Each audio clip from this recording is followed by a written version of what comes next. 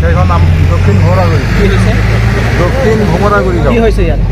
ইয়াত মানে প্ৰায় 1.5 কিলোমান গাঞ্জা ধৰা পৰিছে। কোনে কৰিছে? এইটো মানুহজন লাওখোৱাৰ মানুহ, নাম হ'ল পঞ্চু চৌধুৰী।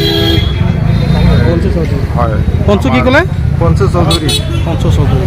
অঁ, আমাৰ আই চি ছাৰে মাতিলে যে ইয়াত কিবা এটা সন্দেহ কৰা হৈছে। পিছত আহি চালোঁ মানুহ এজনক ধৰিছে। ইয়াত ফিল্ড টেষ্ট কৰি পেলাই ইয়াত মানে দেখা গৈছে যে প্ৰায় 1.5 কিলোমান গাঞ্জা তাৰ হেৰি ওলাইছে। চাইকেল সহ 1.5 কিলোমান গাঞ্জা এই দক্ষিণ তিনিআলি ধৰা পৰিছে। চাইকেলো পাইছে? চাইকেলো পাইছে। ক'ৰ পৰা ক'লৈ আহি আছিল মানুহজন? এই নলতলীৰ পৰা লাওখাবলৈ গৈ আছিল। কোন থানাত ধৰিছে? এই আমবাগান থানা, আমবাগান পুলিচ থানা।